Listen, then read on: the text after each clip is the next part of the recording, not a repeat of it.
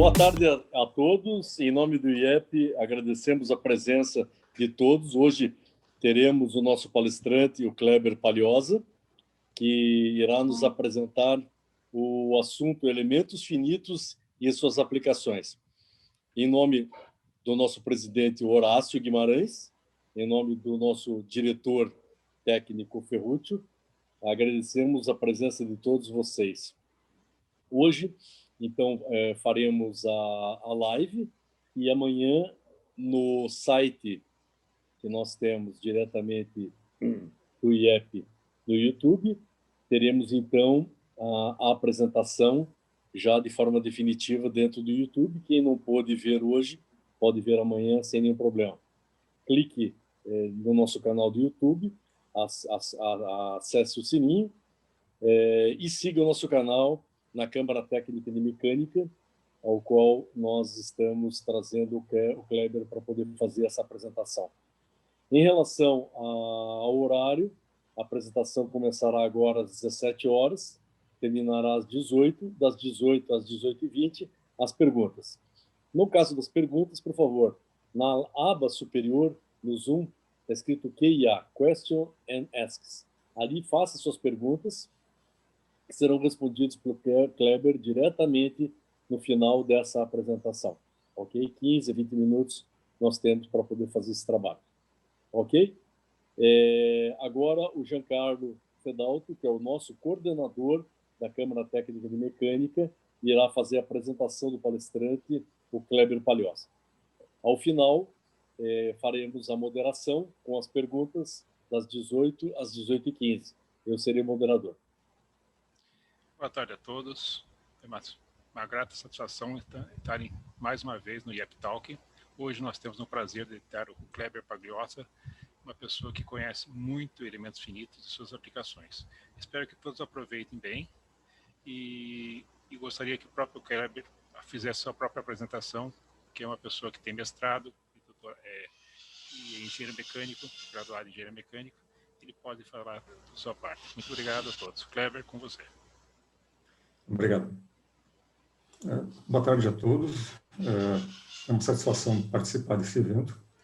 O meu nome é Kleber Palhoça, sou engenheiro mecânico, formado pela Universidade Federal de Santa Catarina, onde eu fiz também o mestrado no programa de pós-graduação da engenharia mecânica, e tenho trabalhado ao longo desses anos todos com simulação numérica, seja em projetos de pesquisa e desenvolvimento ou em consultorias, sempre usando como ferramenta principal o método dos elementos finitos. Eu vou, então, falar um pouco sobre simulação numérica, mais especificamente o método dos elementos finitos. É uma ferramenta que começou a ser introduzida na indústria já faz algumas décadas e tem ganhado bastante popularidade ao longo do tempo.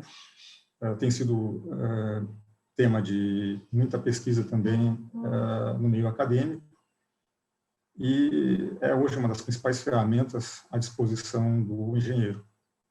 Então, nessa apresentação eu vou falar um pouquinho sobre as aplicações dessa ferramenta, quando usar, por que usar, como usar a simulação numérica para a solução de problemas práticos de engenharia.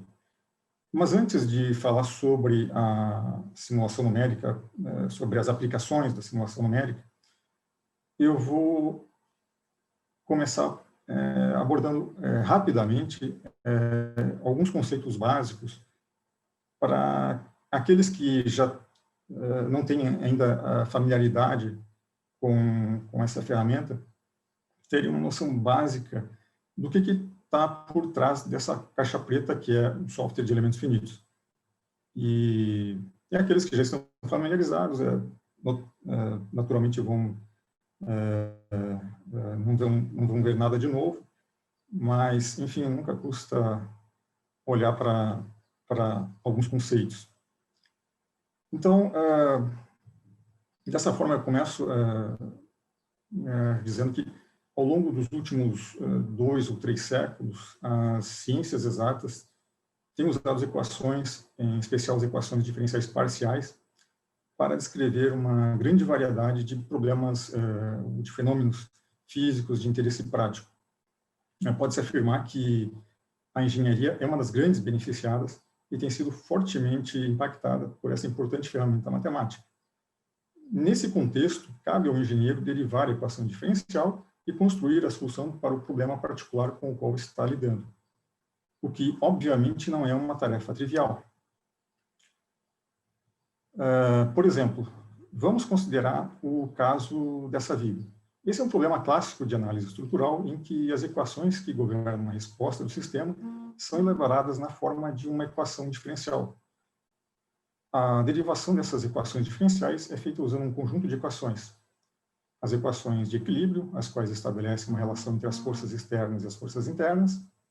Além das equações de equilíbrio, são necessárias também as equações constitutivas, as quais estabelecem a relação entre as tensões e as deformações, e basicamente representam o comportamento do material. Então, aqui a gente já vê um link uma ligação entre o modelo matemático e a física do problema. Após uma série de manipulações matemáticas, obtemos as equações diferenciais do problema, cuja solução fornece a resposta exata em termos de deslocamento da estrutura, como nós vemos aqui nesse exemplo bastante simples. Porém, obter uma solução analítica exata, ou seja, encontrar a solução para as equações, é uma tarefa bastante difícil para problemas práticos de engenharia. Em alguns casos, é totalmente inviável, quando a gente pensa no horizonte de tempo disponível. Exatamente por esse motivo que, ao invés de procurar a solução exata, busca-se uma solução aproximada, a qual geralmente é obtida através dos chamados princípios de energia, também conhecidos como princípio dos trabalhos virtuais ou princípio dos deslocamentos virtuais, entre outros métodos. Portanto, expresso de uma forma bastante simplificada, esse princípio estabelece que o trabalho virtual interno total é igual ao trabalho virtual externo total, sendo representado por uma equação integral, como nós vemos aqui. Quando passamos da forma diferencial, como vimos na página anterior, para a forma integral do problema, a tarefa de encontrar a solução é então reduzida ao problema de encontrar as forças internas que estejam em equilíbrio com as forças externas do problema. A questão, então, é qual é a forma da solução que representa o comportamento da estrutura. E aqui, então, vamos falar do método dos elementos finitos propriamente dito.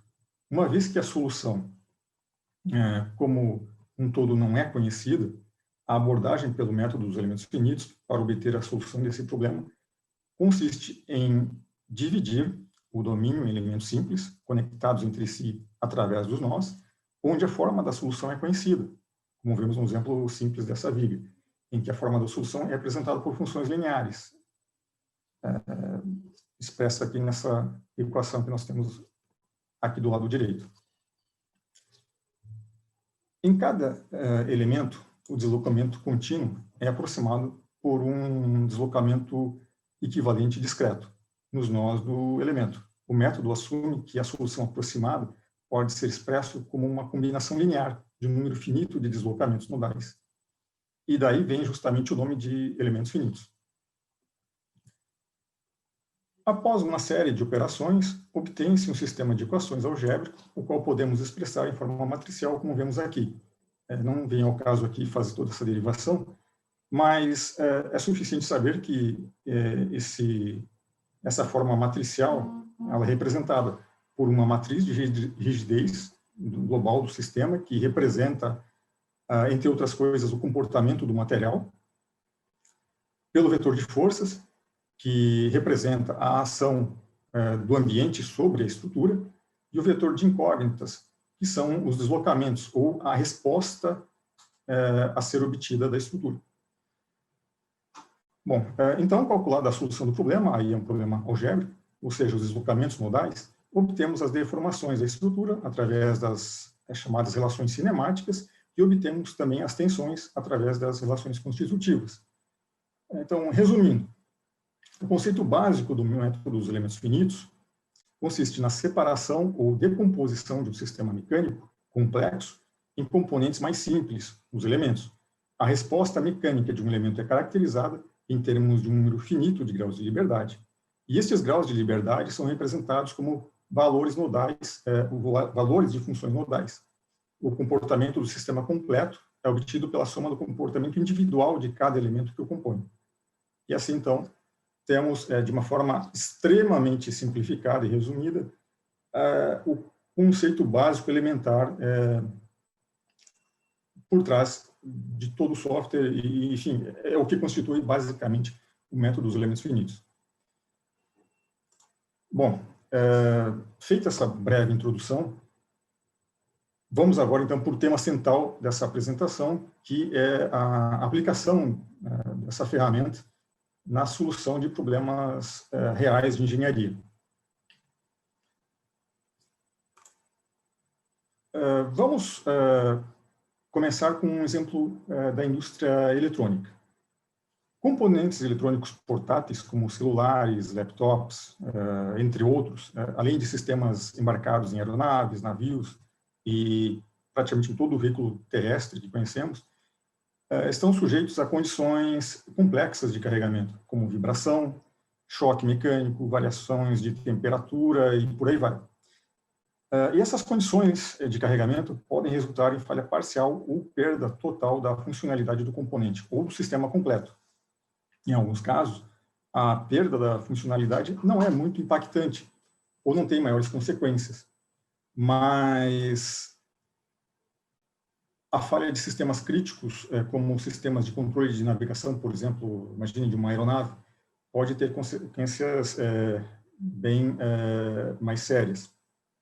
Portanto, investigar e entender o comportamento mecânico desses sistemas é de grande interesse e tem sido tema de muitos estudos e pesquisas.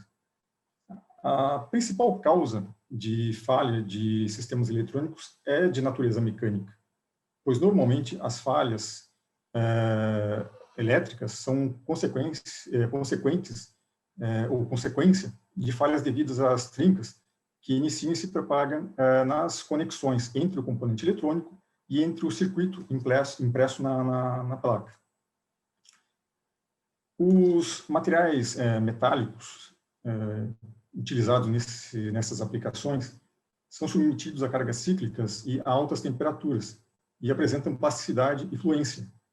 A fluência é uma deformação permanente que evolui com o tempo, podendo causar a falha do componente. Avaliar a resistência mecânica desses componentes é muito difícil, em virtude das dimensões ínfimas, muitas vezes da casa aí, da ordem de décimos ou centésimos de milímetro, o que torna impraticável a instrumentação dessas estruturas, dessas juntas de solda, como nós vemos aqui nas imagens à direita dessa página. Não há espaço, não há como instrumentar com um strain gauge, por exemplo. Além disso, estudar e entender o que ocorre nas conexões de um único componente, de forma totalmente experimental, pode consumir um tempo excessivo em função da enorme quantidade de conexões existentes em qualquer sistema eletrônico, tornando o procedimento bastante oneroso. Então, qual seria uma abordagem se a gente não tem, se a simulação, a experimentação é bastante onerosa e não nos fornece todas as informações que gostaríamos para entender o mecanismo de falha e a resistência mecânica dessas estruturas, dessas conexões? Uma possível abordagem envolve o uso da simulação numérica.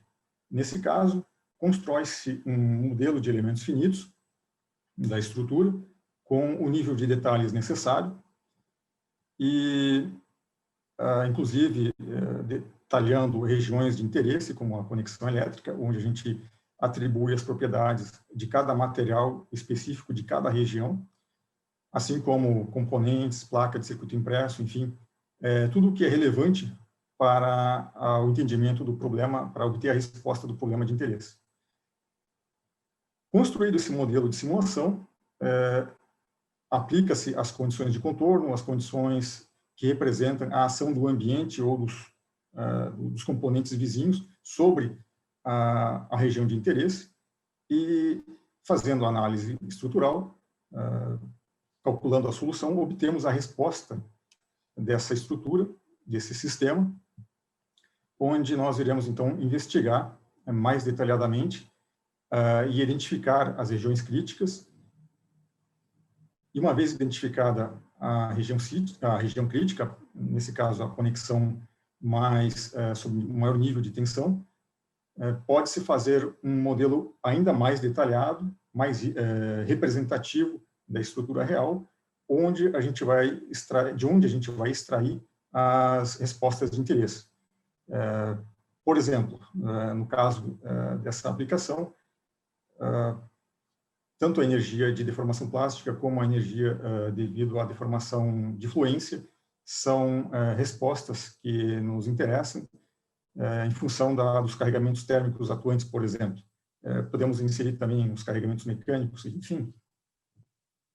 Toda a ação do ambiente sobre o componente vai ter um impacto, vai contribuir para a resposta que será obtida. E, uma vez de posse dessa resposta, né, seja deformação plástica, deslocamentos, tensões, enfim, depende do tipo de análise que se deseja fazer, pode-se fazer uma avaliação, então, da integridade estrutural do componente. Nesse exemplo aqui, busca-se conhecer a vida útil dessa conexão e avaliar se não vai ocorrer uma trinca, ou se ela essa trinca ela vai iniciar, mas não vai se propagar, enfim. Todas as informações, elas devem ser obtidas de alguma forma e, como a gente vê aqui, o método dos elementos finitos, a simulação numérica, é uma ferramenta que pode nos fornecer esses resultados de interesse para a gente fazer a avaliação necessária para ter uma resposta e um parecer aí sobre a integridade da estrutura. Bom, falando agora sobre custos da falha, esse exemplo que a gente acabou de ver é representativo de um estudo que a gente pode fazer na fase de projeto, de desenvolvimento de produto, em que a gente pode detectar uma falha e tratar já na fase de projeto. E, como esse gráfico já é muito bem conhecido, né, e ilustra bem os custos associados à falha do produto, podemos perceber que nessa fase de projeto que os custos da falha serão minimizados, porque a gente consegue tratar mais facilmente. Quanto mais anteciparmos na linha do tempo uma possível falha e providenciarmos o seu devido tratamento, maior o benefício em termos de contenção de custos. A questão é como fazer isso na prática, evitar tanto quanto possível recalls, né, de produtos que já estão no mercado. A indústria automotiva, mas não só a indústria automotiva, muitos outros segmentos aí têm mostrado vários exemplos, né, de recalls que acabam tendo algum impacto para o usuário do produto e para a própria organização, para quem fabrica o produto.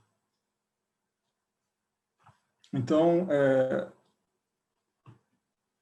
como a gente já viu no exemplo anterior, a simulação numérica pode ser essa resposta, né, esse método que nos permita, de alguma forma, reduzir o impacto, né, ou reduzir os custos da falha que eventualmente pode ocorrer. Tem um exemplo muito interessante, é antigo e acho que bem conhecido também, que ilustra bem essa questão do custo, do impacto do custo, o impacto da falha no custo. Então, o Comet, da empresa britânica de Havilland, foi a aeronave que iniciou a era do transporte comercial a jato, no início da década de 50. Como os jatos voam em altitudes superiores, né, as oscilações de temperatura e o sistema de pressurização causavam a fadiga do material. Os cantos vivos das janelas e das entradas das antenas de rádio eram concentradores de tensão, ocasionando a iniciação de microtrincas, as quais se propagavam rapidamente, voo após voo. E, nos casos mais graves, elas acabaram causando a desintegração de aeronaves, né? De forma que, após 3 acidentes fatais, no início dos anos 50 ainda no início da vida útil dessas aeronaves, todos os modelos foram proibidos de voar, até que se encontrasse as causas dos acidentes. Esses acidentes causaram aí mais de 90 vítimas fatais, que são perdas que não são mensuráveis. Além disso, as vendas não apenas dessas aeronaves, mas de toda a linha comercial da empresa entraram em declínio e com consequências irrecuperáveis para a reputação da marca. A de Havilland ainda existe, mas provavelmente poucos conhecem. A gente está mais habituado com Boeing, Airbus, e, portanto, em determinados casos, a validação estrutural de produtos pode ser extremamente relevante, não só para o sucesso do produto, mas para a própria sobrevivência da organização. Então, esse processo de validação pode ser totalmente baseado em procedimentos experimentais, ou chamados de tentativa e erro, o que ainda é muito comum e justificável em determinadas situações, as quais envolvem tecnologias ou soluções amplamente dominadas e exitosas, e até que alguma organização concorrente apresente um novo produto com maior qualidade, mais barato, e aí começam a aparecer as dificuldades. Mas as tecnologias de simulação disponíveis e que estão ao alcance da maioria das organizações podem ser utilizadas para construir soluções mais eficazes, de forma muito mais ágil. Os protótipos numéricos ou virtuais permitem a simulação de diferentes cenários e soluções desde as fases iniciais do projeto, de forma que a verificação de conceitos e a validação de projetos é possível com uma quantidade mínima de projetos físicos, uma quantidade mínima de protótipos físicos, e, em determinados casos, até com a completa eliminação de protótipos. No caso bastante divulgado é o de uma empresa, de uma montadora alemã, que faz a validação para segurança veicular, né, a validação para crash, através de simulação apenas, né? Não faz mais nenhum ensaio físico, a não ser os ensaios de homologação, os ensaios físicos de homologação continuam sendo necessários, mas essa montadora consegue fazer toda a validação do produto para crash usando somente simulação. Então, a simulação numérica pode ser, sim, usada como uma ferramenta de melhoria da qualidade, de inovação, adicionando valor e reduzindo custos e o tempo do ciclo de projeto. Mas não é apenas no desenvolvimento de um novo produto que a simulação numérica pode ser aplicada. Quando há ocorrência de falhas em campo, por exemplo, de um produto já lançado ao mercado, pode-se também utilizar essas ferramentas de simulação para investigar as causas e estudar as soluções para o problema. Então, vamos colocar em evidência, então, a simulação numérica, o método dos elementos finitos, no contexto de um processo de validação estrutural. Essa abordagem é válida tanto para produtos novos, que ainda não foram lançados no mercado, assim como produtos que já estão há bastante tempo no mercado, mas eventualmente podem apresentar alguma falha em campo. Normalmente, o desenvolvimento do produto ele inicia pela construção de um modelo matemático, o CAD inicial do produto. Caso seja um produto que já esteja no mercado, então é praticamente certa a existência dessa matemática. A partir de um modelo matemático inicial, é possível gerar, então, um modelo de elementos finitos dessa estrutura, atribuindo as propriedades mecânicas dos materiais e todas as condições de contorno pertinentes. Com isso, consegue-se simular uma série de condições de carregamento, as quais devem representar tão realisticamente quanto possível os diferentes cenários de operação em campo. Mesmo quando há grandes incertezas, principalmente em relação aos carregamentos, os resultados das análises possibilitam ao menos identificar as regiões críticas da estrutura, o que é uma grande contribuição para a construção da solução do problema. Mas, mesmo que tenhamos essas incertezas em relação aos carregamentos, por exemplo, podemos, nessas situações, lançar mão de testes experimentais. Aí sim entra o bom uso das técnicas experimentais. E, normalmente, a instrumentação é realizada, então, com strain gauges, em modelos físicos.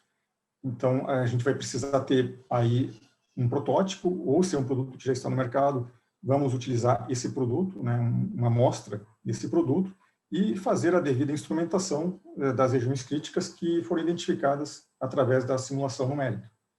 E, com a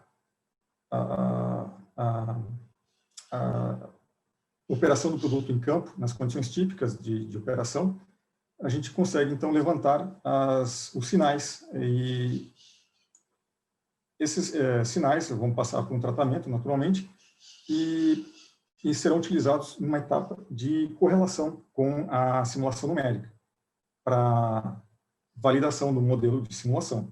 Esse modelo numérico devidamente validado, representativo da física do problema, é então utilizado para a determinação dos campos de tensões, deformações, deslocamentos, enfim, a resposta que for de interesse. Podem ser também os modos e frequências naturais de vibração, enfim.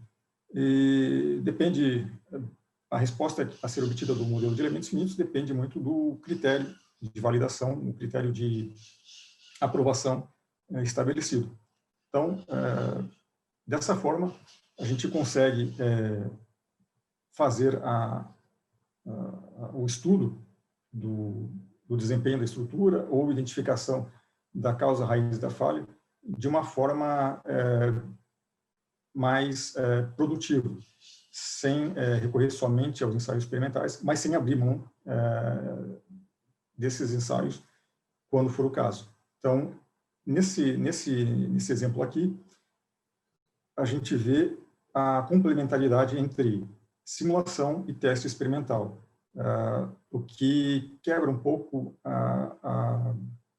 uma certa rivalidade que existe ainda, a gente observa ainda, é um resquício cultural que ainda permanece em algumas organizações, em que ou só é admitida a área experimental ou só a área de cálculo, ou as duas áreas, se elas existem, elas não conversam tão bem. Existe alguma, não vou chamar de animosidade, mas alguma disputa entre as áreas, o que não é justificável porque elas são bastante complementares. E ainda num cenário de desenvolvimento de produto, ou mesmo de melhoria de produto,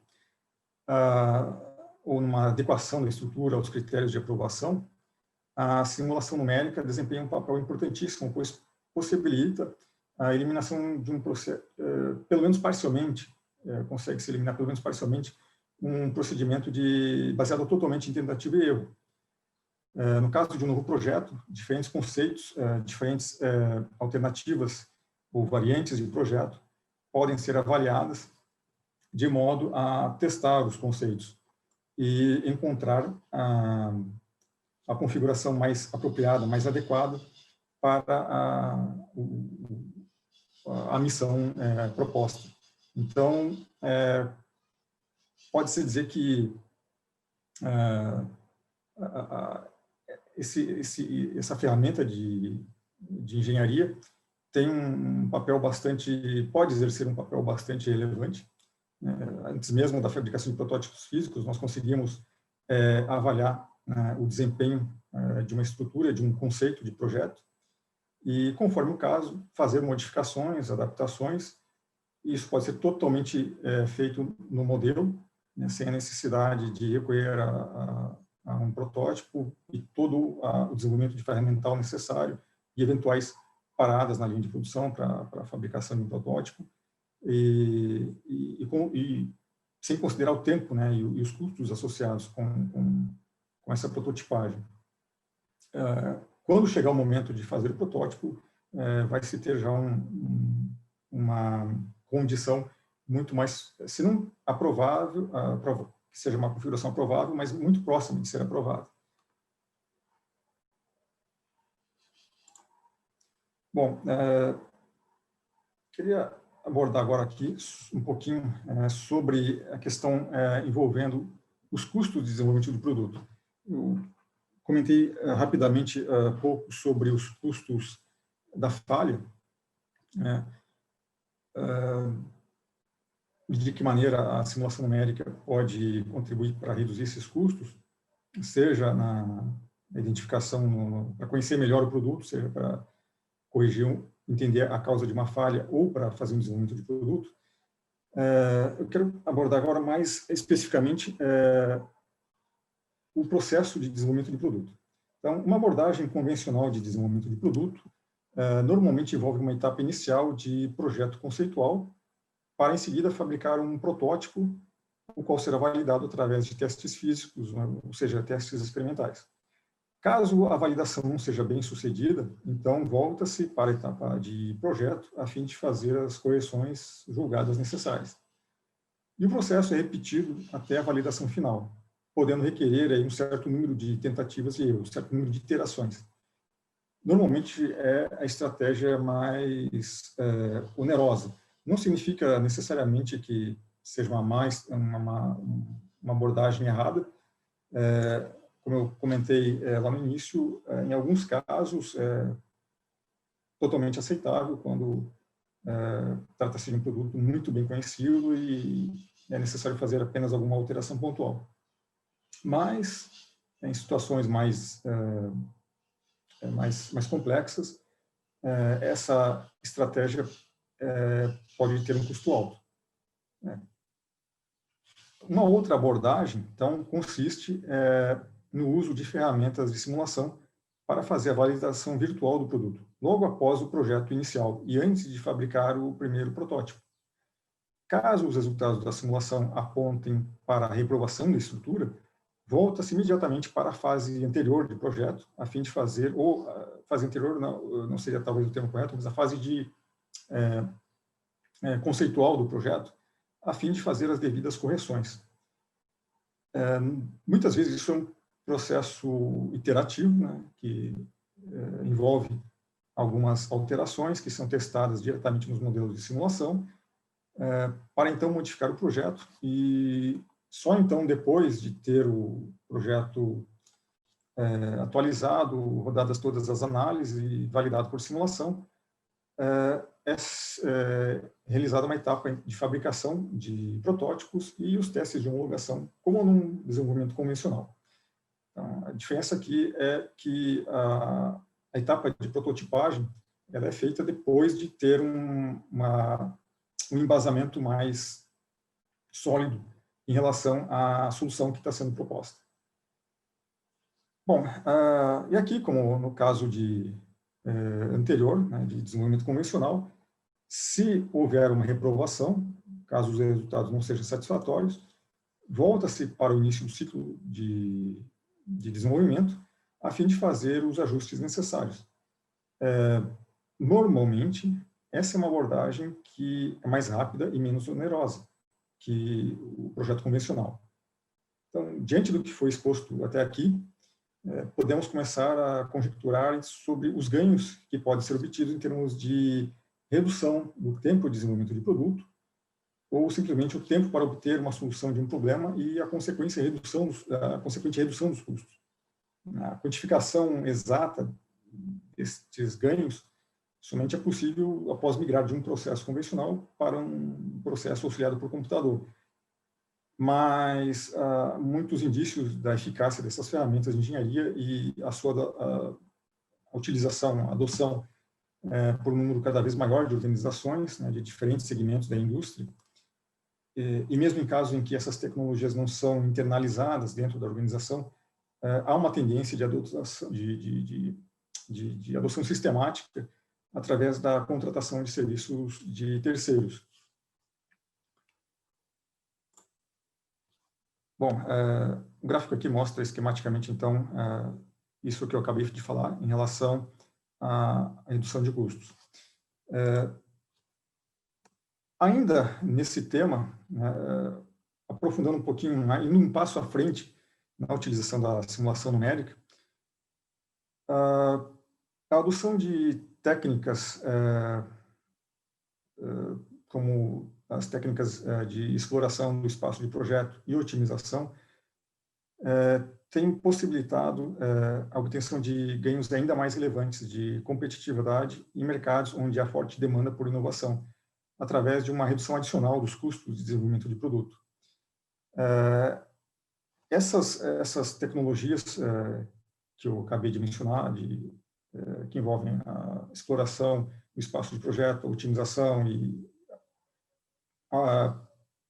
técnicas que eu vou mostrar logo em seguida, elas estão sendo viabilizadas com o aumento da capacidade computacional, com a evolução do hardware e a redução dos custos do hardware também, além da própria evolução das ferramentas em si. As técnicas exploratórias do espaço de projeto têm trazido uma contribuição importante e complementam ou até substituem técnicas convencionais de otimização em alguns casos, e como a gente vai ver, são recursos interessantes a serem considerados. Então, vamos abordar aqui um pouco sobre essa questão, sobre esses aspectos peculiares, né, ao uso dessas técnicas que permitem esses ganhos adicionais aqui de tempo e redução de custos.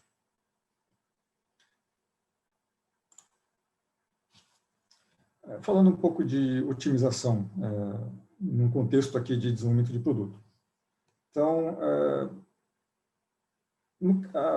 vamos trazer como exemplo aqui, um primeiro exemplo aqui, trata-se de uma prótese dentária.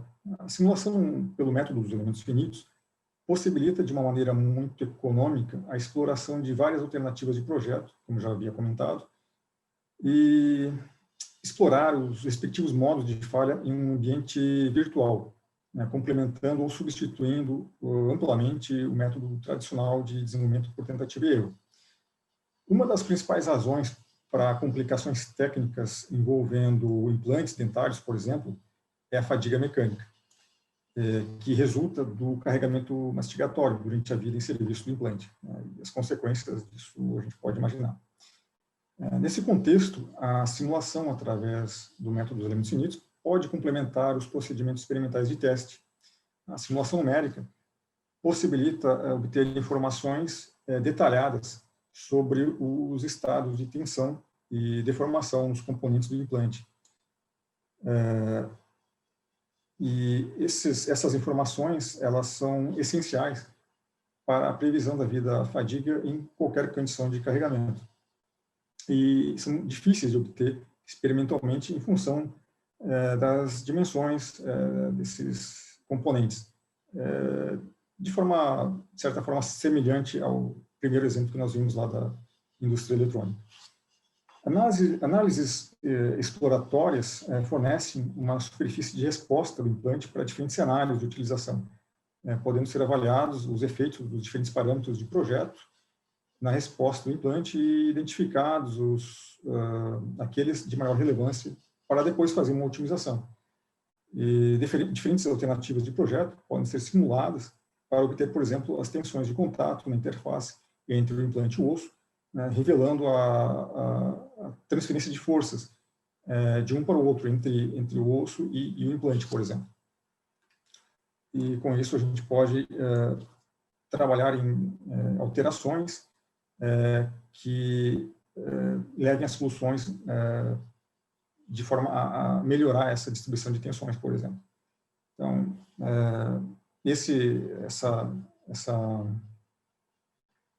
a simulação nessa etapa de desenvolvimento permite entender melhor e facilita a tomada de decisões.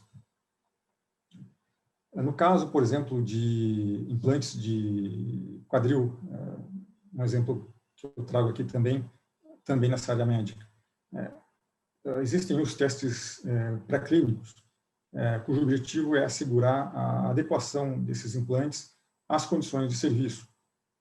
Para obter a certificação, é necessária a comercialização, né?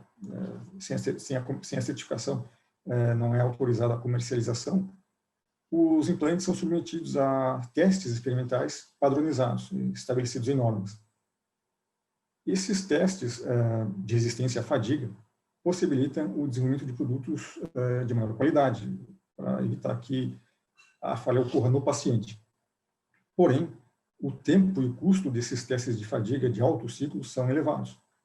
Embora protocolos alternativos tenham sido introduzidos, o tempo e o custo desses testes continuam sendo altos.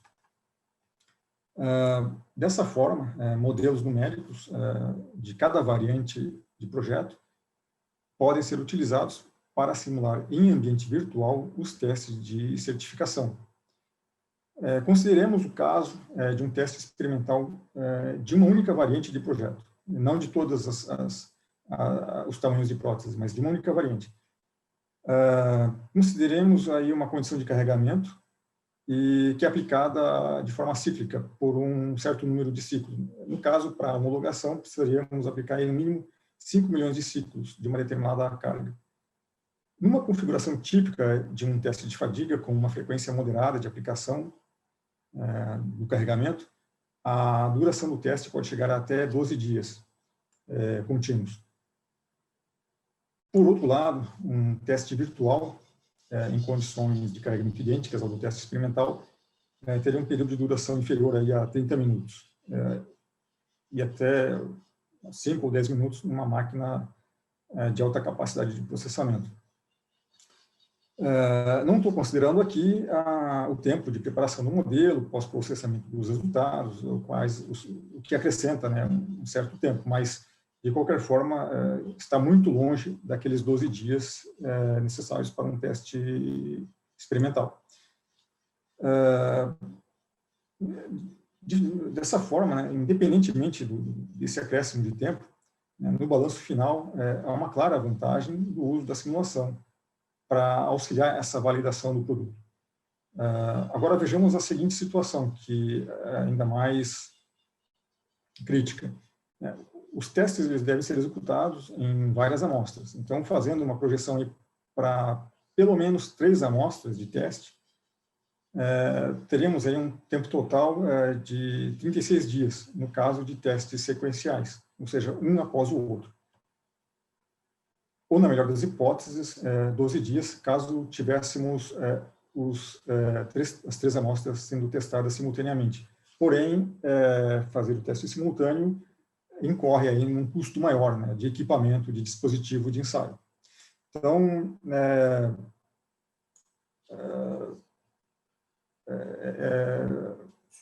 comparando com a simulação, em que, extrapolando aí, em vez de considerar somente 3 variantes de projeto ou 3 amostras, né, a gente não precisa fazer a simulação de 3 amostras, a gente faz a simulação de um único modelo, de uma única variante de projeto. Nesse mesmo tempo, né, quantas amostras, ou quantas variantes de projeto nós conseguiríamos simular? Só para ficar, no caso, por exemplo, de 10 variantes diferentes de projeto, né, fazendo uma simulação de cada uma dessas variantes, nós gastaríamos aí menos de um dia para analisar todas essas variantes de projeto. Então, fora o tempo de preparação do modelo e pós-processamento. Mas é evidente a vantagem em termos de tempo, né? E que acaba se traduzindo também em vantagem de custos. Então, essa comparação que eu acabei de mostrar entre simulação e teste é mais um apelo aí para o uso da simulação numérica. E, além disso, a gente consegue também explorar modificações do produto. Considerando aí, por exemplo, implantes como stents, que são estruturas diminutas, mas muito complexas, que são inseridas, né, em artérias obstruídas, por exemplo, o uso da simulação no início do ciclo de desenvolvimento desse tipo de implante possibilita investigar o comportamento mecânico em diferentes configurações de materiais, por exemplo. Esses implantes podem ser fabricados em aço inox ou em nitinol e outras ligas aí especiais, que são caríssimas.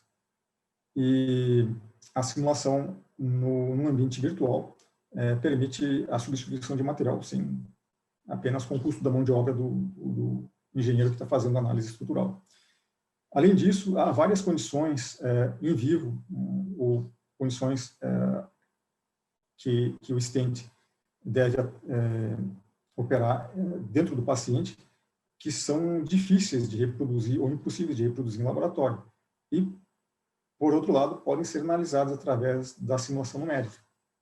Além disso, as alterações de projeto e diferentes cenários de uso em serviço podem ser testados no ambiente virtual, reduzindo bastante o custo com protótipos também e aumentando, em alguns casos, a questão mais importante não é redução de custo de protótipo ou de teste, mas é o conhecimento que se ganha sobre o produto.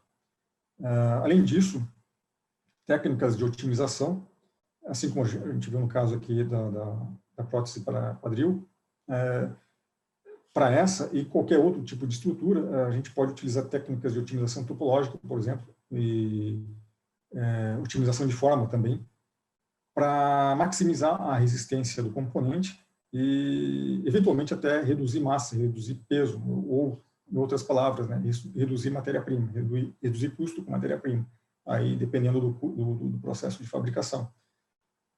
E com isso, essa ferramenta, além de ter esse benefício, também pode contribuir para maximizar o desempenho da estrutura, maximizar a vida à fadiga, por exemplo.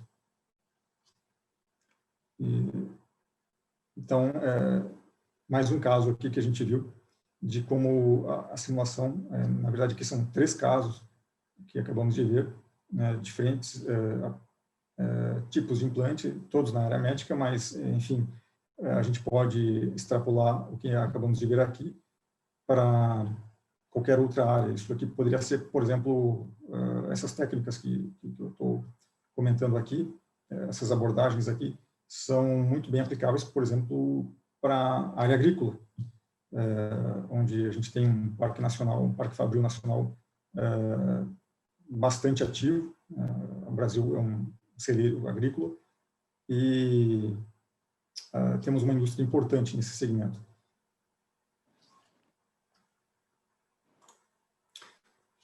Bom, e por fim, tem mais um tópico bastante interessante que acho que talvez aqueles que trabalham com engenharia da qualidade estejam bem familiarizados. Isso muitas vezes é bastante usado na engenharia experimental, e com os avanços no hardware e as reduções de custo que nós temos observado em relação ao hardware, tem viabilizado o uso também, ou implementação dessas técnicas através de simulação numérica. Então, problemas reais de engenharia costumam abranger um certo número de variáveis ou parâmetros de projeto. Os objetivos e as restrições geralmente são bem definidas, algumas exceções, nem sempre isso é verdade. Porém, uma vez definidas os objetivos e as restrições, então temos aí delimitadas as regiões viáveis e inviáveis do espaço de projeto. Uma dificuldade que aparece praticamente em todo o desenvolvimento de produto é a quantidade de variáveis, muitas delas conflitantes, assim como as incertezas associadas a essas variáveis, de forma que encontrar a combinação ideal, ou que nem seja ideal, mas a combinação mais satisfatória dessas variáveis, não é uma tarefa simples. Uma técnica bastante eficaz para tentar encontrar essa combinação ideal é o DOE, uma sigla inglesa para Design of Experiment, ou seja, o português tem diferentes nomenclaturas, experimentos projetados, enfim. Mas é uma técnica que requer a realização de uma série de experimentos envolvendo aí diferentes combinações de variáveis de projeto. Embora tenha sido o DOE tenha surgido como uma técnica experimental, pode muito bem ser utilizado para realizar experimentos virtuais a partir de modelos numéricos de elementos finitos. Um DOE numérico bem sucedido possibilita construir uma superfície de resposta virtual, né, uma superfície virtual de resposta do sistema, e através dessa superfície de resposta virtual, identificar a combinação mais favorável de variáveis de projeto. Então, com isso, a gente chega ao que podemos chamar de uma solução inicial do problema. Porém, esse projeto inicial não é necessariamente a solução ótima do problema, mas podemos usar como uma condição inicial para fazer uma otimização. Em alguns casos, é até uma solução não viável. Porém, dependendo dos objetivos e das restrições impostas, e assim como as variações que inerentes às variáveis de projeto, muitas vezes essas variáveis de projeto não são determinísticas, mas são representadas através de distribuições de probabilidade, podemos chegar a uma solução que é inviável, né, como a gente vê no resultado dessa otimização, né, nessa mancha vermelha que temos mais à direita desse gráfico. E assim a gente teria um produto, uma solução inviável. Isso ocorre em muitas situações práticas, como nos casos envolvendo, por exemplo, forças devidas à ação dos ventos, abalos sísmicos, tolerâncias dimensionais devidos aos processos de fabricação, assim como até as propriedades mecânicas dos materiais. Vamos considerar, por exemplo, o caso dos aços. Exceto os aços de alta qualidade, cujas propriedades mínimas devem ser atendidas ou são estabelecidas em norma, os aços comuns, que são, aliás, os mais utilizados na construção mecânica, por exemplo, o aço 1020, 1040, por exemplo, não têm propriedades mínimas bem definidas. Dessa forma, podemos encontrar uma grande variedade de propriedades, como tensão limite de escoamento e de ruptura, conforme o lote de produção de um mesmo fabricante, de um mesmo fornecedor de matéria-prima. Então, a depender do valor da propriedade mecânica utilizado no estudo, a gente pode ter um projeto viável ou inviável. Então, essa dispersão de propriedades pode ser tratada na simulação, a fim de gerar um projeto robusto, como parte de uma engenharia da qualidade. Então, a gente vai agora para esse exemplo final, em que temos aqui um sistema dinâmico com vários parâmetros de projeto. Foi estabelecido um objetivo em termos de resposta do sistema, e a questão é qual a combinação de parâmetros que vai resultar no comportamento esperado. Um caminho para chegar a essa resposta é a construção de um protótipo e realizar uma série de testes experimentais. Pode ser um DOE, preferencialmente, variando os parâmetros até chegar na resposta desejada. O problema é que uma dificuldade inerente a esse tipo de procedimento é que pode implicar no retrabalho do protótipo, que, por sua vez, consome recursos e tempo. Uma outra abordagem consiste na construção de um modelo de elementos finitos, um modelo de simulação, podendo, inclusive, ser bastante simplificado, né, suficientemente simplificado para obter uma resposta apenas qualitativa do sistema, mas que apresente a mesma tendência de comportamento do sistema real. Assim, como no caso experimental, podemos executar um DOE usando este modelo numérico, a fim de identificar, via simulação, as variáveis principais do problema e os seus efeitos na resposta de interesse, através do famoso gráfico de Pareto.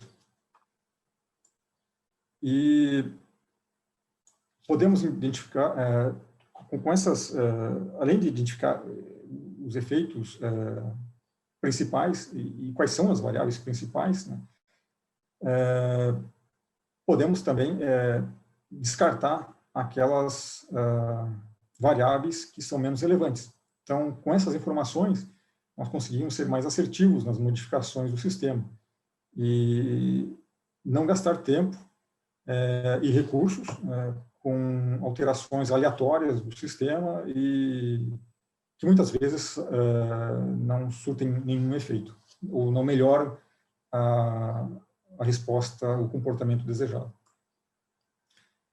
Eu comentei há pouco que através da análise exploratória do espaço de projeto a gente consegue entender melhor o comportamento do sistema observando a superfície de resposta. Então aqui temos uma superfície de resposta e através da qual conseguimos determinar a combinação de valores dos parâmetros de projeto que irá resultar na resposta desejada do sistema ou na resposta mais próxima daquela desejada. Essa abordagem de construção da solução de um problema com auxílio da simulação facilita muito a tomada de decisão, como eu comentei há pouco, em virtude de termos agora muito mais informações à disposição para a tomada de decisão. E assim a gente caminha, então, com essas informações, com esse conhecimento adquirido do produto, ainda que num ambiente virtual, a gente pode caminhar, então, para uma próxima fase, que aí sim vai para a definição e fabricação do protótipo, e da mesma forma, fazer os testes experimentais, considerando o conhecimento adquirido na simulação, de forma que esse programa de testes experimentais seja mais enxuto e mais barato, resultando aí numa economia, numa redução tanto do ciclo de desenvolvimento como do custo de desenvolvimento do produto. E com isso, então, eu encerro aqui essa apresentação aqui das aplicações dessa ferramenta de simulação do método dos elementos finitos. E eu queria, antes de terminar, fazer apenas algumas observações, aqui um rápido comentário. Tenho aqui algumas informações que são informações setoriais, talvez alguns de vocês já tenham recebido essas notícias, mas vale a pena comentar que nesse cenário que a gente se encontra atualmente, temos nos deparado com algumas mudanças importantes, tem um cenário econômico, tem um cenário sanitário, enfim, não quero entrar em nenhuma discussão política, mas apenas do lado econômico, a indústria tem sido, de alguma forma, afetada, algumas mais, outras menos, algumas são até beneficiadas, mas alguns setores sofrem consequências por aumento de custos de importação, aquelas empresas que são importadoras e trazem tecnologia de fora, sofrem com aumento de custos devido à variação cambial, outras têm barreiras devido ao não fornecimento de alguns insumos, porque num determinado país tem um lockdown, e, enfim, em função de mudanças de cenário, algumas oscilações grandes podem ser percebidas, e nessa circunstância, fazer um desenvolvimento local, ter uma engenharia mínima aqui no Brasil, no seu local de atuação, no seu mercado de atuação principal, pode fazer bastante sentido, e como a gente viu ao longo desses exemplos de aplicação que eu mostrei, e isso são apenas casos pontuais, né? Há muitos outros exemplos na indústria em geral. A gente vê claramente que o uso da simulação numérica pode contribuir de uma forma bastante significante a essa ferramenta de engenharia tem uma aplicação bem clara e eficaz na solução de problemas reais de engenharia. E com isso, então, essa é a minha palavra final. Eu encerro a apresentação e fico à disposição para perguntas que possam surgir.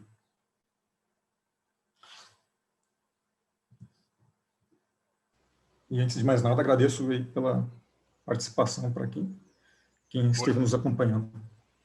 Parabéns à apresentação, Kleber, realmente muito boa, tá? Gostei bastante.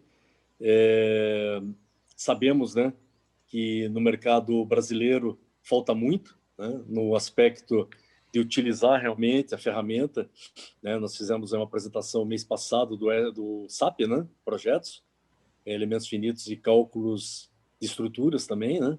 Então você complementou aquilo que já foi falado. Hoje, por acaso, de manhã cedo, eu estava na região de Colombo, aqui perto de Curitiba, que é uma região onde é uma região produtora de cal e calcário, né? E de hortaliças em geral. E eu estava vendo umas estufas que tinha uma empresa que queria me mostrar, e aí eu fiz uma pergunta, Kleber, para ele, né? Para vocês, como é que vocês projetam isso? Porque você está me falando que está refazendo toda essa estrutura, eram 7 estruturas de 8 metros de largura por 108 metros de comprimento. Toda ela em policarbonato, bem fininho, né? E telas e também o fechamento em um vinil especial, né? Para proteger as plantas que estão lá dentro, né? Aí eu perguntei, pô, um vento de 40 km por hora derruba isso? Não sei. 60? 30? Quer dizer, vocês têm que fazer uma análise disso, né, usando elementos finitos, usando uma ferramenta como o próprio SAP Projetos, no sentido de, até no momento de você vender o equipamento, né, falar para ele, olha, isso vai aguentar todos os ventos dessa região. Nos últimos 50 anos, a estratificação dos ventos foram esse, assado. Você não vai ter problema nenhum em relação aos materiais que nós já estamos calculando. É isso que eu queria escutar, Kleber, dele, né? Obviamente, sim, não é testado, é empírico, se faz um perfil IU dobrado, faz umas encaixes a fogo, faz uma montagem com parafuso de aço carbono que, de repente, não é nem adequado, bateu um vento lá, né, numa estrutura dessa, não foi simulado em elementos finitos, cai tudo, né? E, para você ter ideia, cada estufa dessa de 8 por 100 metros, ela custa alguma coisa por volta de 80 mil reais. Né? Então, eram 7 vezes 8, 56, 560 mil reais, valeria a pena tranquilamente fazer um teste de esforço para poder ter certeza absoluta que não vai ter problema. Exatamente, Mauro. Muito bem observado. São casos como esse que evidenciam algumas carências que a gente encontra em alguns desenvolvimentos, que é o de você ter uma garantia mínima daquilo que está sendo construído, daquilo que está sendo colocado no mercado. Uma garantia de que aquilo vai ter um desempenho satisfatório, não somente numa condição ideal de operação, mas também em condições mais desfavoráveis, né?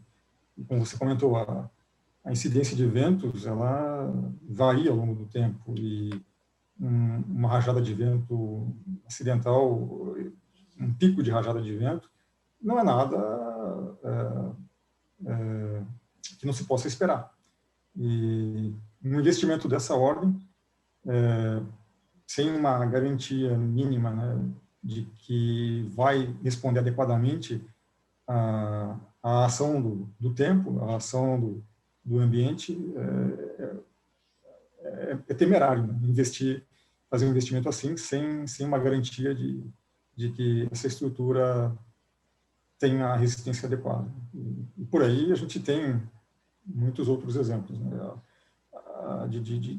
De estruturas que podem até funcionar a contento durante um período, mas sob a ação de um carregamento acidental, como a gente chama, sofrer um colapso.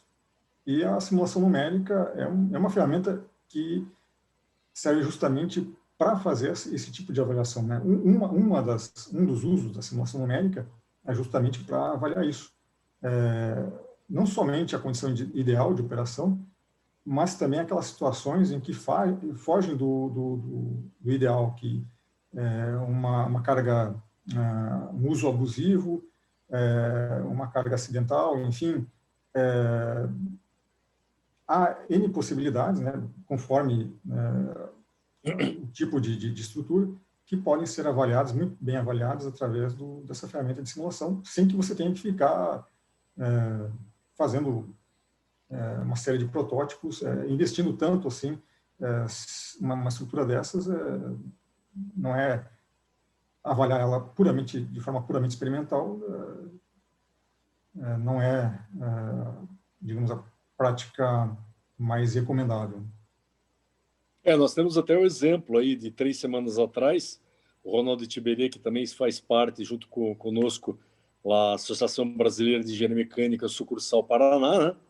Ele recebeu uma solicitação para fazer uma análise da gaiola da arpia. A arpia é uma águia da Amazônia, né? Ela tem, o macho tem 5 quilos, ou a fêmea tem 8 quilos, com envergadura até de 2 metros de asa. Então precisa de uma gaiola relativamente grande, né? E como o clima em Curitiba é frio, né? Era necessário encamisar essa gaiola na parte superior com plástico, para proteger a ave, né? Foi para o Tiberê usou o SAP, Projetos de Alimentos Finitos, etc., e falou, não pode colocar plástico com a estrutura que vocês estão colocando, porque um vento de 15 km por hora derrubaria praticamente tudo.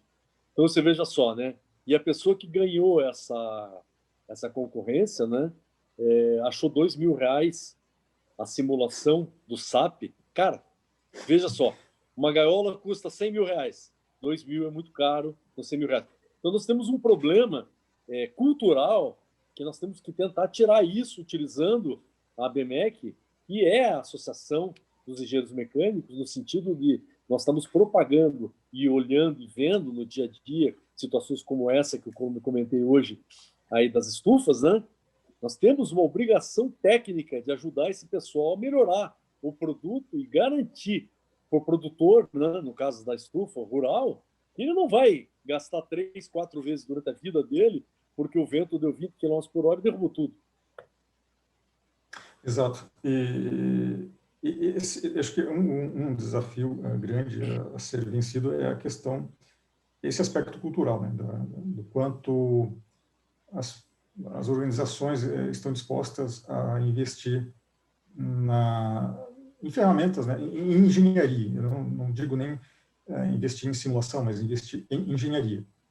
E a engenharia de tentativa e erro é muito mais arte do que engenharia. Então, investir em engenharia de fato é uma barreira que ainda existe aqui na indústria, em alguns segmentos da indústria nacional, e que precisa ser vencido, porque a gente vive num ambiente de competição, não somente com o vizinho local, mas a indústria nacional ela precisa entender que tem concorrentes de todo mundo.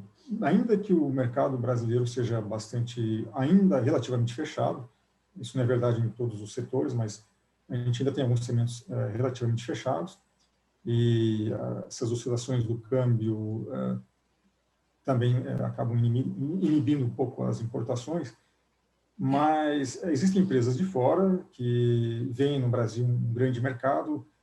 Não são tantos os países assim que têm um mercado consumidor como o Brasil. O Brasil, num ano ruim, com a economia indo ladeira abaixo, representa aí quinto, na pior das hipóteses, sexto mercado mundial de veículos automotores, para ficar nesse exemplo apenas, nem vou falar da área agrícola. Então, a gente precisa olhar um pouco para dentro, ver que nós temos um potencial enorme e precisamos aproveitar esse potencial, temos que transformar esse potencial em realidade e precisamos olhar para fora para ver que existem organizações, existem empresas olhando para o Brasil e querendo muito vir para cá, se instalar para cá, que pese contra aí toda a burocracia, custo trabalhista, tributário, mas ainda assim o Brasil é um país que chama atenção e competir com uma empresa de um país desenvolvido que usa essas tecnologias, as melhores tecnologias, as melhores ferramentas de engenharia para desenvolvimento de produto, competir com empresas assim, usando a velha engenharia, a tentativa e erro, processos totalmente empíricos, é um fator de perda de competitividade, perda de mercado, enfim. Não é à toa que algumas empresas, algumas organizações se ressentem muito da concorrência, porque não tem, sem a implantação ou internamente dentro da organização ou recorrendo a terceiros, sem usar tecnologia, fica muito difícil desenvolver tecnologia e competir com empresas que já têm uma cultura de uso de ferramentas mais avançadas de engenharia. Legal. O Luiz Cláudio Pelisson, ele também é da ABMEC aqui do Paraná.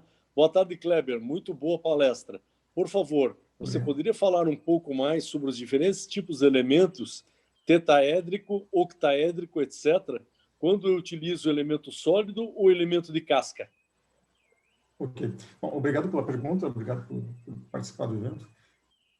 Os diferentes tipos de elemento, cada tipo de elemento tem uma aplicação num modelo de elementos finitos. Lá no início, quando eu falei um pouquinho sobre alguns conceitos básicos do método, a gente viu lá o exemplo de uma viga, né? Um elemento de viga é um exemplo de elemento. Para uma estrutura que tem uma dimensão muito maior que as demais.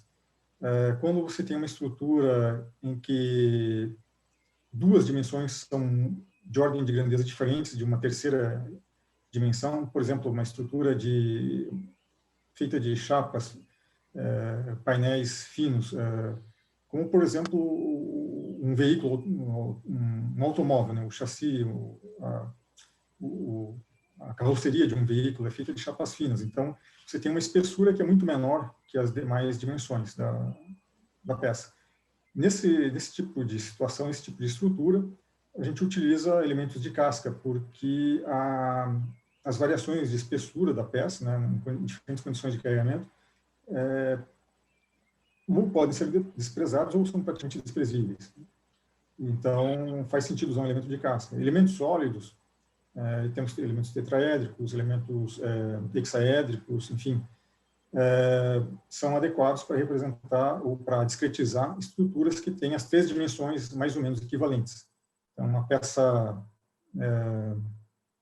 como por exemplo, a roda de um carro, ou talvez não seja um exemplo muito feliz, um bloco de um motor, por exemplo. Um bloco de motor é difícil você tem lá, as três dimensões são comparáveis, né? São mais ou menos da mesma ordem de grandeza. Então, nesse tipo de estrutura, utiliza-se elementos sólidos para fazer a discretização.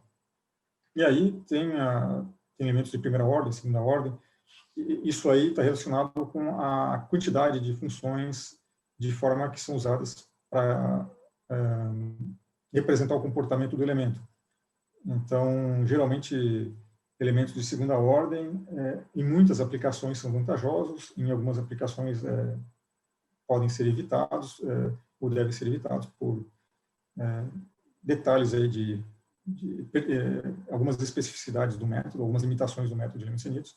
Mas, enfim, basicamente isso. O tipo de elemento que se usa num modelo de elementos finitos depende da geometria com a qual se está trabalhando, depende da geometria que se está discretizando. A Jussara Santos parabeniza, excelente palestra. O Cláudio de Pauli pergunta, um campo rico para a aplicação desse método é na indústria química. O que você pode nos dizer a respeito disso? Bom, eu não mostrei aqui, trouxe nenhum caso de um equipamento de processo, mas elementos finitos é muito utilizado, sim, no projeto, na validação de equipamentos de processo, reatores, vasos de pressão, enfim, inclusive o código ASME da Associação Americana de Engenharia tem lá um capítulo, as versões mais recentes passaram inclusive, a dedicar um capítulo para a análise de resistência de vasos de pressão baseada em elementos finitos. Então, tem sim muita aplicação. São muitos casos equipamentos que apresentam risco de segurança para os operadores, enfim, para o ambiente, e uma análise de resistência mecânica, uma validação estrutural é necessária. Muitas vezes existem, para alguns casos mais simples, existem métodos analíticos que são perfeitamente cabíveis, né? Não há nenhuma restrição a usá-los, mas em situações, né, em casos mais complexos, né? Aí eu volto lá para o início da apresentação, né? As equações diferenciais, né, são uma ferramenta importantíssima para a engenharia, foi um avanço, né, que nós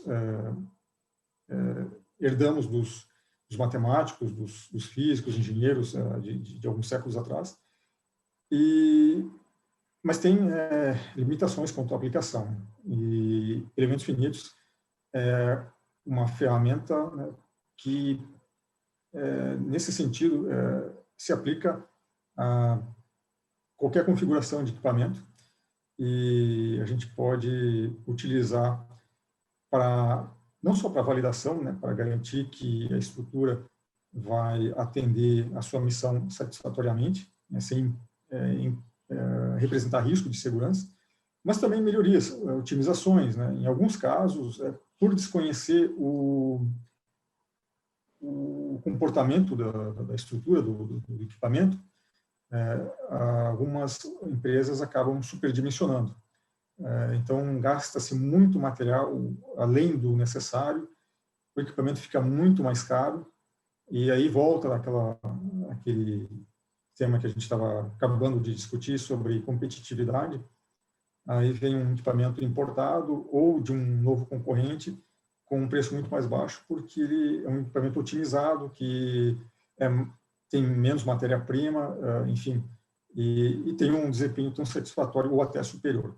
Então, tem sim uso, aplicação para elementos finitos na indústria química, especialmente para equipamentos de processo. E aí, enfim,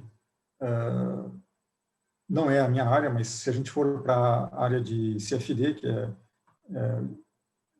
mecânica dos fluidos computacional, aí, inclusive, para avaliação do próprio processo em si, aí, análise térmica, inclusive, aí tem métodos que são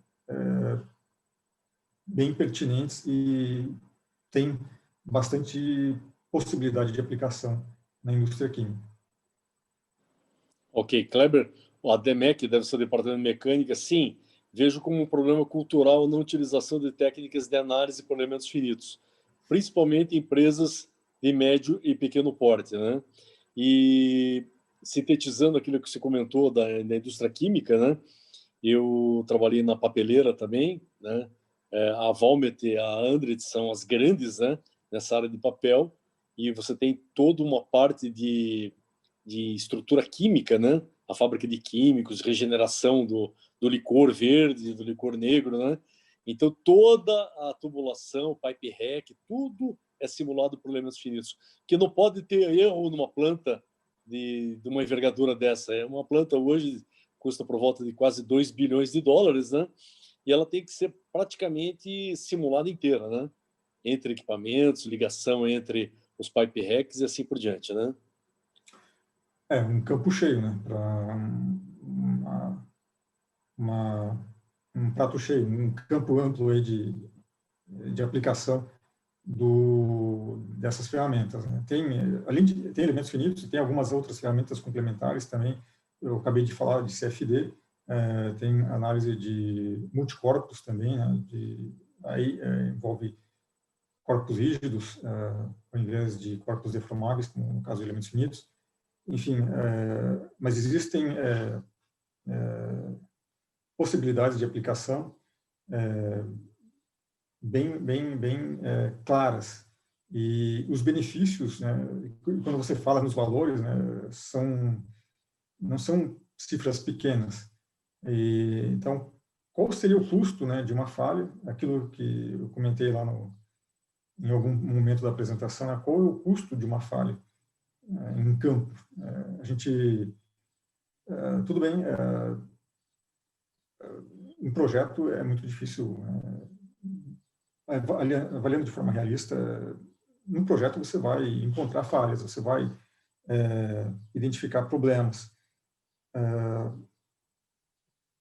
E aí, o custo de você reparar esses problemas é o custo de alterar o projeto antes de que você tenha fabricado qualquer protótipo, quanto mais uma fábrica inteira.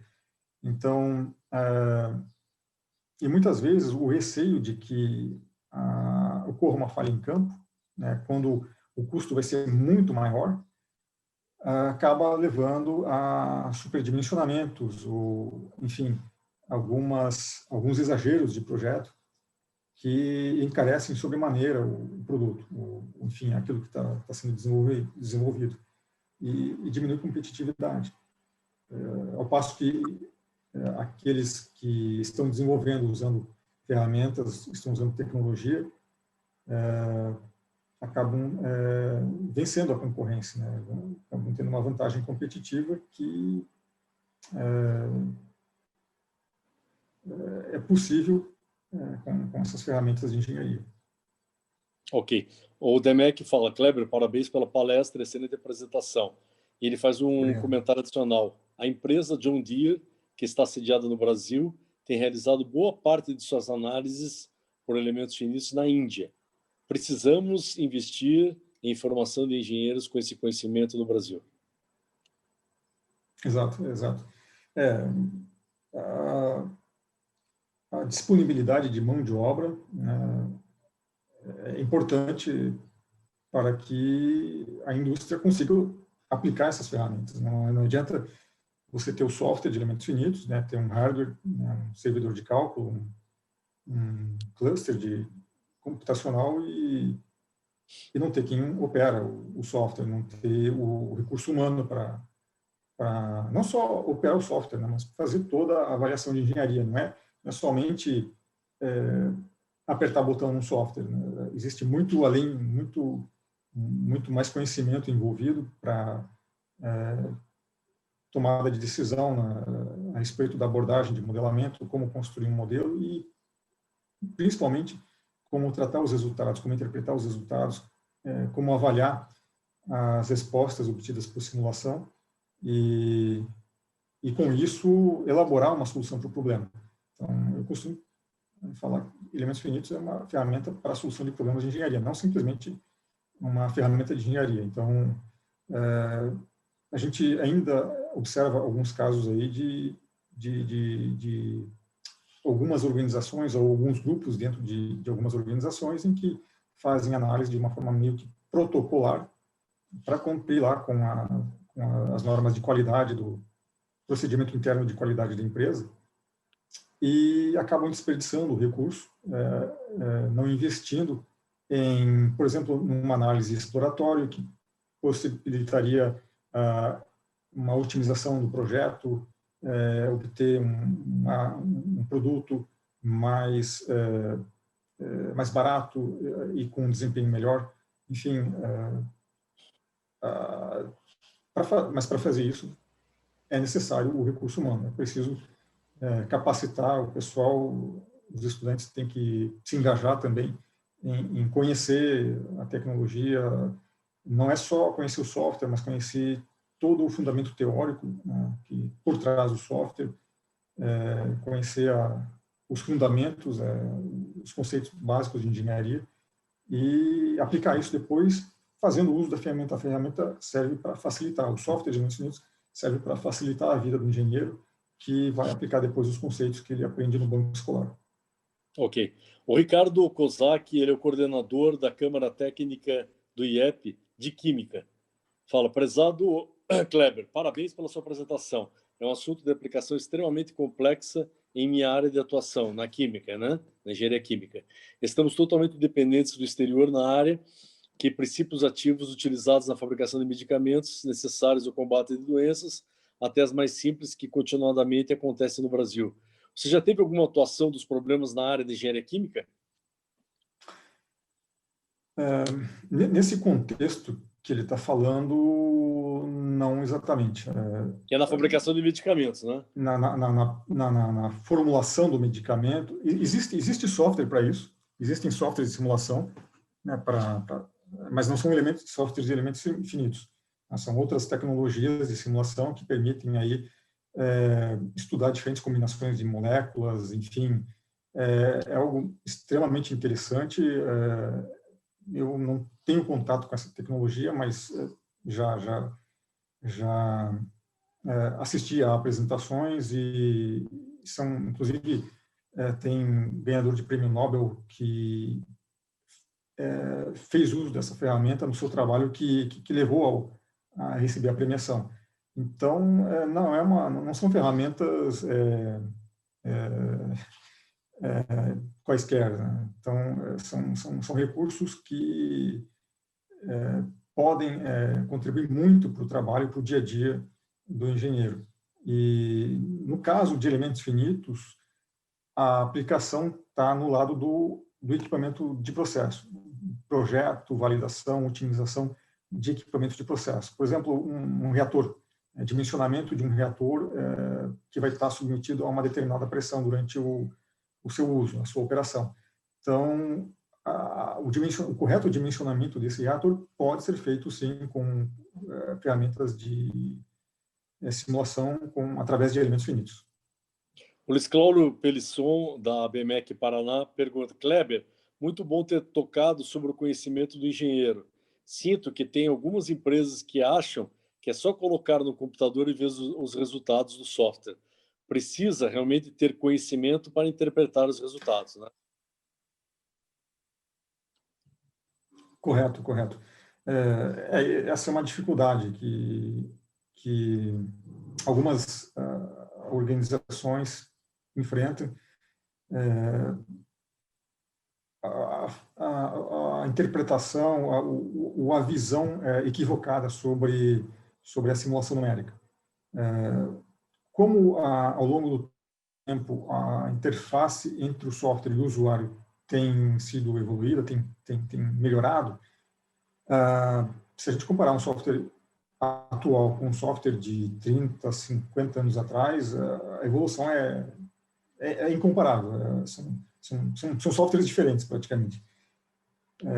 Poderíamos falar que são tecnologias diferentes, mas essa facilidade que essas novas interfaces gráficas trazem para o engenheiro fazer o trabalho de simulação, acabam criando a falsa ideia de que é só apertar botão e o software faz tudo.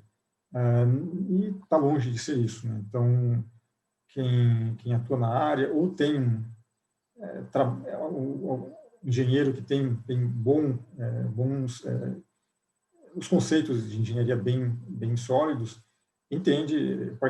pode entender facilmente quais são as dificuldades, né, quais são os desafios que podem surgir, e utilizar um software de elementos finitos não é meramente apertar botão, né?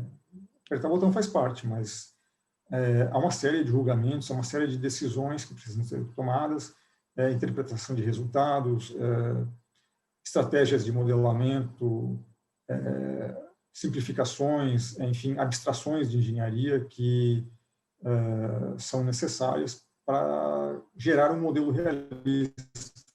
Muitas vezes, modelo de elementos finitos, senão você consegue gerar algum modelo, você acaba conseguindo construir, mesmo sem tanta experiência ou tanto conhecimento da ferramenta. mas qual é a qualidade desse modelo? A gente fala qualidade de produto, a qualidade do modelo também depende muito daquilo que você insere no software. Né? Se você não inserir as informações corretas, as informações necessárias no software, o que você vai ter como resposta também vai ser proporcional, vai ser diretamente proporcional. Você inseriu informação ruim, vai extrair, vai obter resposta ruim do modelo.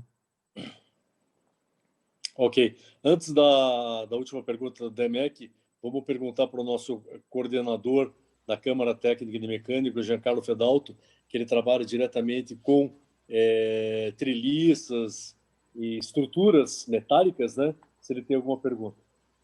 Ok, Cléber, primeiro eu vou parabenizar, que realmente foi um assunto muito interessante, um assunto que sempre me deixou, digamos, muito curioso. Eu sou talvez um dos mais velhos aqui.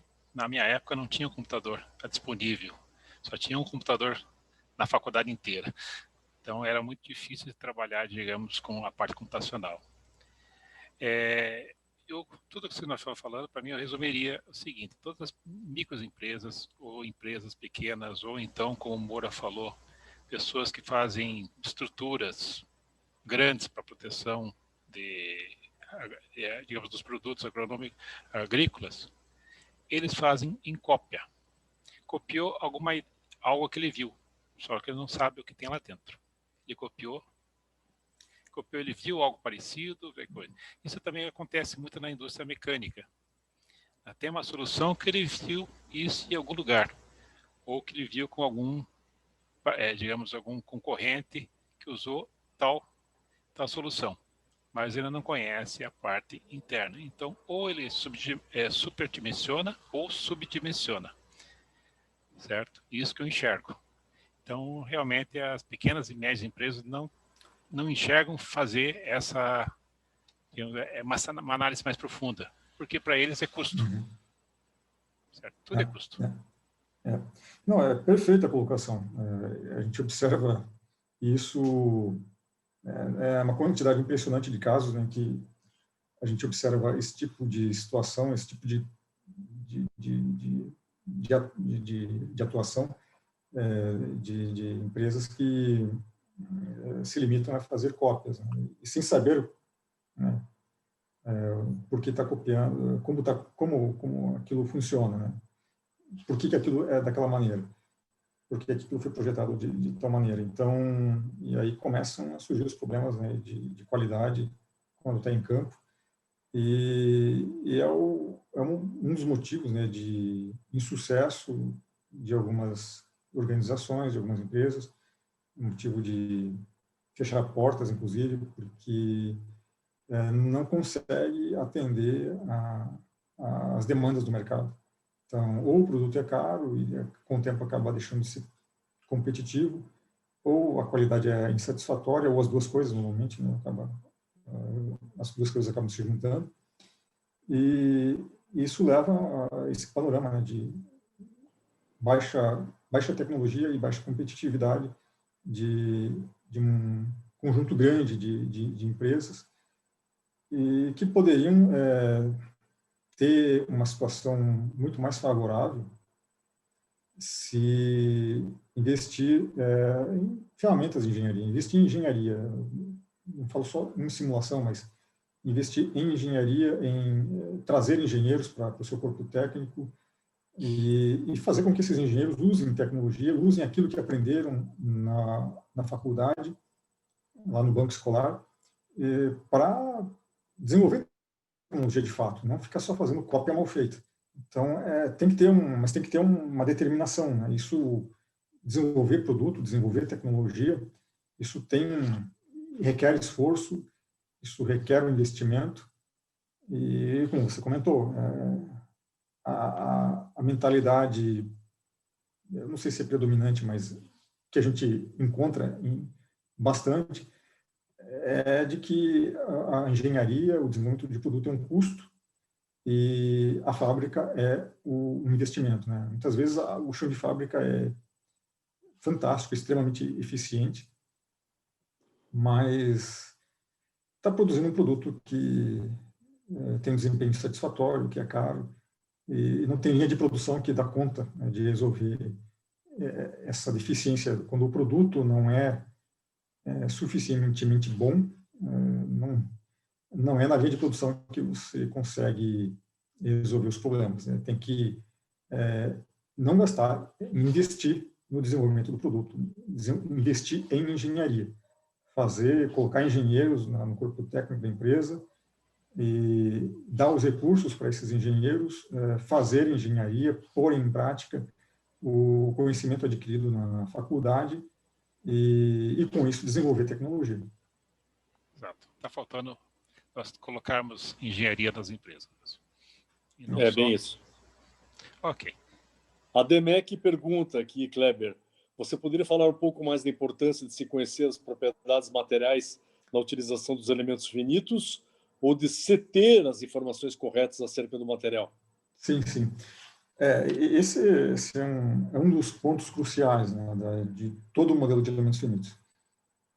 Eu falei um pouco sobre se você inserir informação incorreta, informação ruim no modelo, você vai obter resposta ruim. E a informação do material ela é importantíssima. Até no caso lá, naquele exemplo lá de análise exploratória, eu comentei sobre a variabilidade das propriedades mecânicas, né? Falando do aço comum, que é o material de longe mais utilizado na indústria mecânica, pelo menos. Então, mesmo um aço comum, a gente conhece bem o módulo elástico, mas tensão de escoamento, tensão de ruptura, que são informações importantíssimas para fazer a avaliação do desempenho da estrutura. Muitas vezes, via de regra, se utiliza valores da literatura e que, em muitos casos, não representa nem de longe o material real. Então, caracterizar o material corretamente, né, levantar as reais propriedades do material, e aí, quando a gente vai, então, para materiais poliméricos, sejam termoplásticos, sejam os elastômeros, aí a situação é muito mais crítica. A gente não encontra as informações que são necessárias para fazer uma simulação realista. As propriedades mecânicas de materiais poliméricos são mais difíceis de caracterizar. O comportamento do material polimérico é mais complexo, com um aço simples, com metal convencional. E tratar metal, polímero, cerâmica, ou seja lá o que for, concreto, por exemplo, eu não trouxe exemplo da indústria civil, mas também se aplica para a construção civil. Seja lá qual for o material, se você não representar, se você não inserir no modelo de simulação as propriedades corretas, que se obtêm com um procedimento adequado de caracterização de propriedades, e se no modelo de simulação não usar a equação constitutiva, um modelo constitutivo adequado que represente, de fato, o comportamento daquele tipo de material, o resultado que a gente vai obter da simulação é só figura colorida. Não vai ser condizente com a realidade do produto real.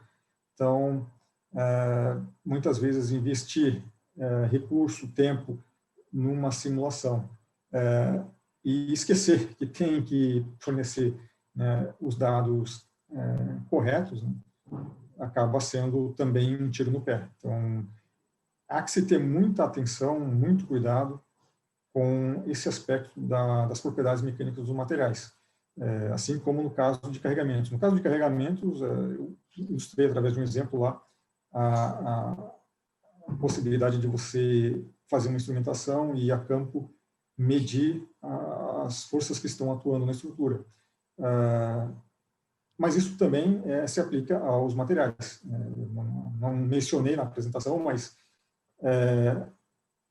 você só sabe o comportamento do material, as propriedades mecânicas daquele material, se você fizer um ensaio dele. Aí você vai ter essa informação que você vai inserir num modelo de elementos finitos. A informação das propriedades mecânicas do material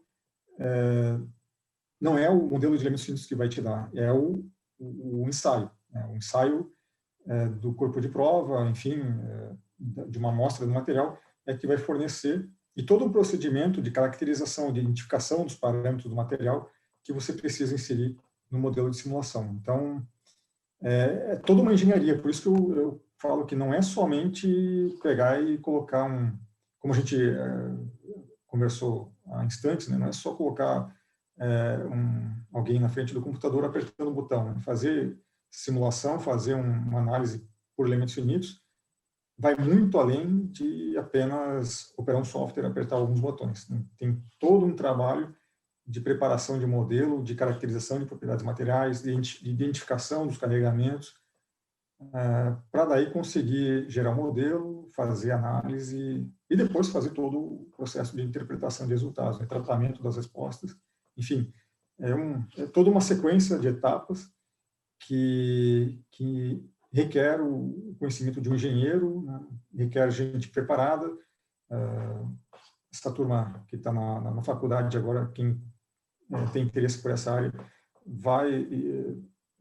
dedique-se, vai conhecer a fundo a ferramenta, tudo que está envolto nessa tecnologia, que é importante ter a visão macro, não somente conhecer, não um simples treinamento de software que te ensina a apertar alguns botões. Isso não vai ser suficiente para desempenhar satisfatoriamente a função de analista de estruturas. Ok.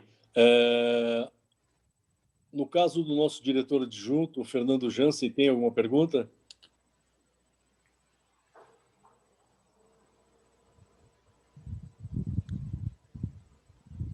Fernando? Tá sem som, Fernando. Tá sem som, Fernando. Enquanto o Fernando está ajeitando o som dele, o Ricardo Kozak, ele coloca o seguinte: tem que ser considerado que o capital intelectual na área de engenharia está localizado nas pequenas e médias empresas, que foram sempre marginalizadas pelos órgãos de financiamento como FINEP, BNDES, etc., cujos financiamentos sempre foram dirigidos às grandes empresas. Tenho dezenas de exemplos para comprovar as minhas afirmativas.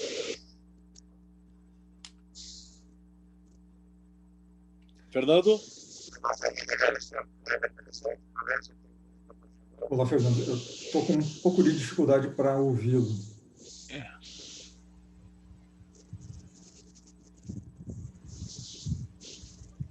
Alô? Sobre esse comentário a respeito dos recursos, a disponibilidade de financiamento, enfim, linhas de crédito para micro e pequenas empresas, é um impeditivo em alguns casos. Dificulta um pouco. Né? Megacorporações têm mais facilidade, precisam menos, mas têm mais acesso a crédito, principalmente crédito de instituições públicas. Mas, de toda maneira, nem todo o recurso de simulação custa tanto quanto se imagina. Né? Há soluções alternativas de menor custo. Bom, se a gente for falar em custo, eu não tenho aqui propriedade ou toda essa informação sobre custo das ferramentas, é algo que não está tão aberto assim, tão disponível. Mas há soluções de menor custo, há soluções extremamente caras, muito sofisticadas, mas acho que para pequenas empresas, começar do básico já é um início, já é um avanço, dar os primeiros passos para ir amadurecendo, até consolidar um procedimento de simulação de análise, por exemplo, né, dentro da empresa. Ou contratando terceiros também, nem sempre você precisa do recurso internamente. Se o uso é esporádico, pode ser mais interessante contratar uma assessoria, uma empresa terceirizada que vai prestar o serviço, vai dar a a solução lá para o problema que está sendo enfrentado naquele momento, e depois não tem necessidade, acabou o problema ou acabou o projeto, encerra o contrato e segue até a próxima ocorrência. Quando surgir a necessidade, contrata de novo e assim vai. Então, há diferentes modelos, há diferentes alternativas conforme a necessidade, desde internalizar, começando com passos pequenos, né, com ferramentas mais baratas de menor custo, mas também, senão não tem almoço de graça. Enfim, acho que é isso que eu posso dizer agora. Ok. Fernando, conseguiu resolver o problema do som?